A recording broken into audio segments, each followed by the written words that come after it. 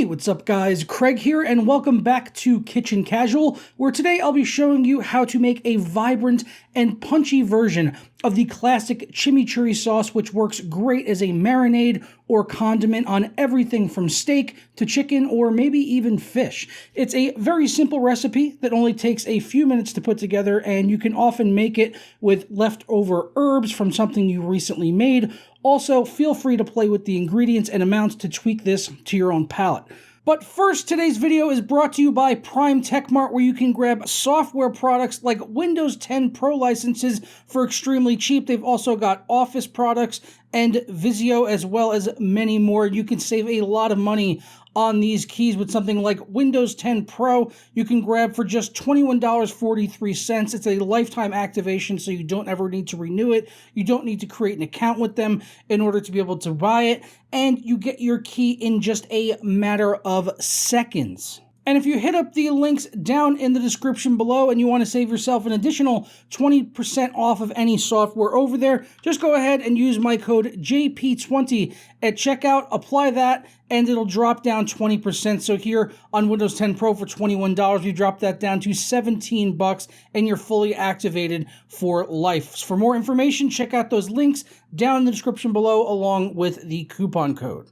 To start off, you will need a blender or food processor. You could also use a mortar and pestle if you wanted to, but I find the blender to work best for me, and it makes it very easy and the cleanup is fairly straightforward. So to your vessel of choice, you're going to want to add in half a cup of extra virgin olive oil along with 4 to 8 cloves of garlic, depending on how garlicky you want it. I actually ran out of garlic at the last minute, or I couldn't find it, but I pulled everything out of my fridge and I could not find it. So I actually ended up using some garlic paste, which should work out okay for this use right here. You're also going to want to add in 3 to 4 tablespoons of white wine vinegar, or whatever vinegar you prefer or just happen to have on hand.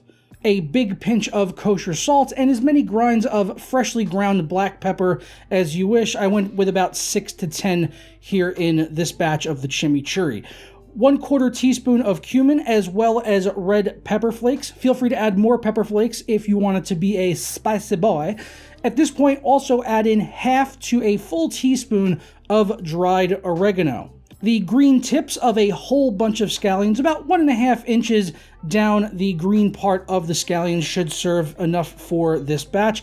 About half a bunch of cilantro leaves that have been rinsed and dried, and the same deal for the parsley, except we'll be using the entire bunch of the flat leaf parsley. Oh yeah. Once we have all our ingredients in the blender, you're going to want to go ahead and pulse it a few times to get it going, and then scrape down the sides as needed until everything comes together in a thick and luscious sauce. After you reach the consistency you want, make sure you taste it for seasoning to see if it needs any more salt. Mine happened to be perfect. And there you have it, a beautiful sauce that goes well on just about anything savory you may be making this summer. I've recently been using it in grilled cheese sandwiches with some fancy lad cheeses and andouille sausage. It is phenomenal. Maybe a future video on a grilled cheese?